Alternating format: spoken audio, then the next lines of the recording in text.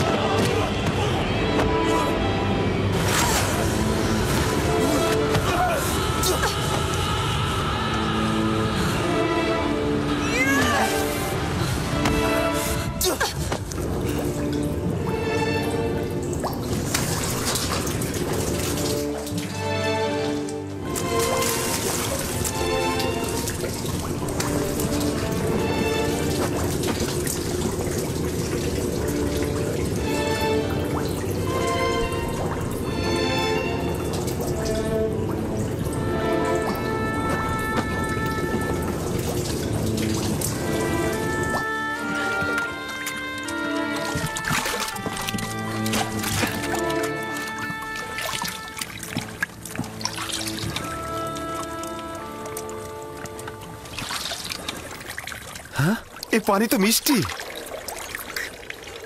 হ্যাঁ তাই তো, এই পানি তো লবণাক্ত নয়। এই পানি লবণাক্ত নয় জানাবে মালিক, এই পানি লবণাক্ত নয়, এই পানি মিষ্টি। এই পানি আমরাও খেতে পারবো।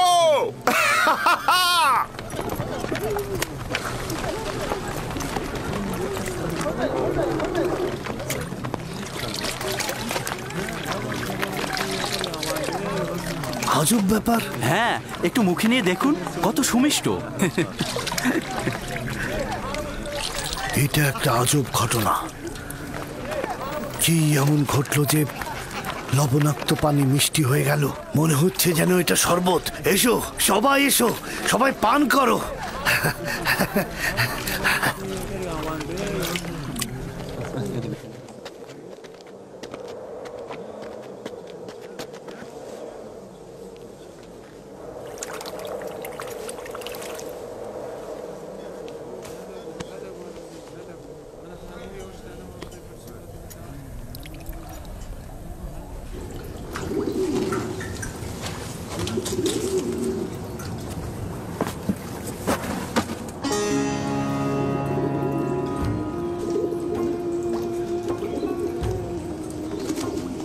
তুমি হলে বান্দাদের নাজাতের প্রতিনিধি, আর এরা হলো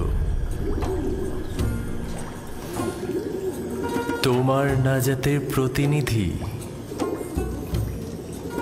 বালতির উপরে বসে পড়ো, যাতে কূপ থেকে নাজাত পাও।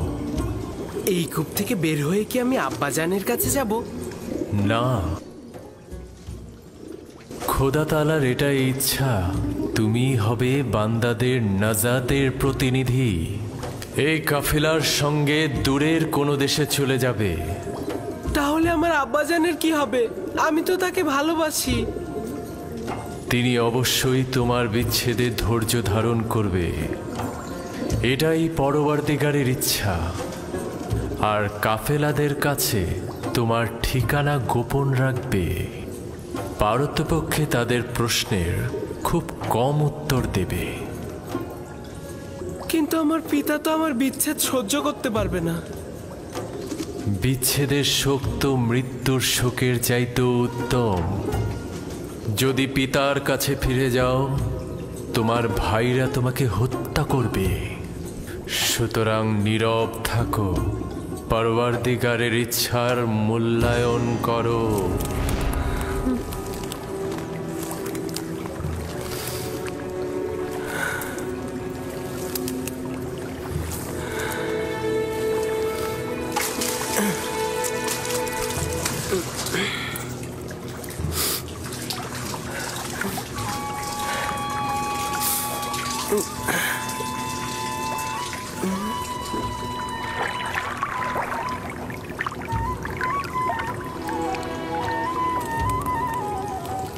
তুমি হলে বান্দাদের নাজাতের প্রতিনিধি।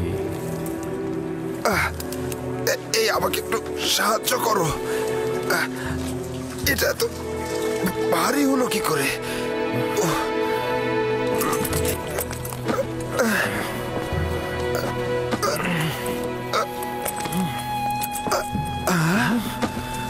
আরে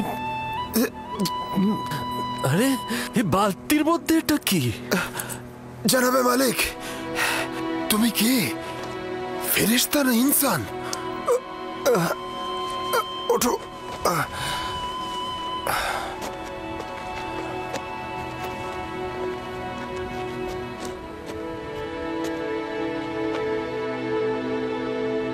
তুমি এখানে কি করছো পুত্র আমার? হে খোদা, এত সুদর্শন বাচ্চা আমি এর আগে কখনো দেখিনি। তুমি কূপের মধ্যে কি করছিলে? কারো জন্য অপেক্ষা করছিলে?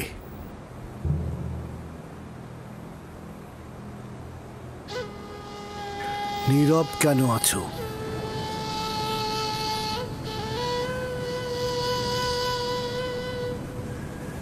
আমার ভাষা বুঝতে পারছো না নাকি ভয় পেয়েছো?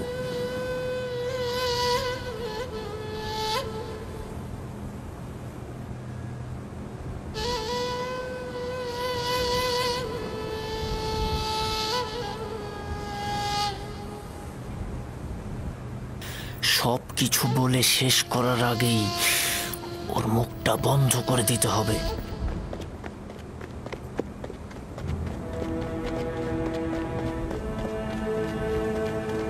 শোনো, আমিও ইব্রানি বংশের সন্তান। তুমি আমাদের দেখে ভয় পেও না বালক। ভয় পেও না পুত্র আমার। এখানে কেউ তোমাকে আঘাত করবে না। কথা বলো, তোমার নাম কি? ইউসুফ। কি আশ্চর্য, তাহলে তো তুমি কথাও বলতে পারো। হ্যাঁ, বলো তো দেখি, কোন শহরের অধিবাসী তুমি? কোন গোত্রের? কার সন্তান? আমি বলবো না। আমি চাই না তাদের কাছে ফিরে যেতে। তারা আমাকে পেলে হত্যা করবে। তার মানে তোমার আত্মীয়গণ তোমাকে হত্যা করতে চেয়েছিল? ওরাই আমাকে এই কূপে ফেলে দিয়েছিল। কিন্তু কি করা যাবে, তোমাকে তো ফিরতেই হবে। আমাকে তোমাদের সঙ্গে নিয়ে যাও।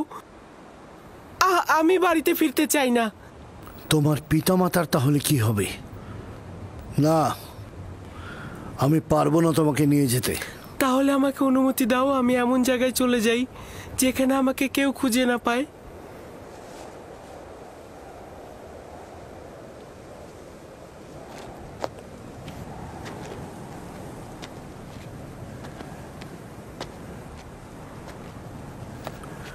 এই বাচ্চাটাকে নিয়ে কি করা যায় ফায়েক?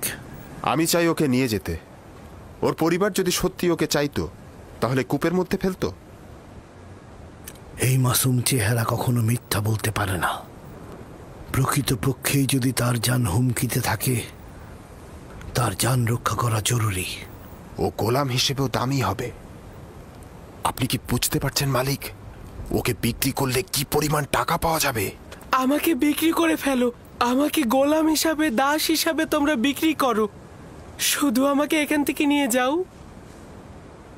এই চেহারা দাসের নয়। তাকে নিতে হলে গোপনে নিতে হবে, কেননা তার পরিবার তাকে ছিনিয়ে নিতে পারে।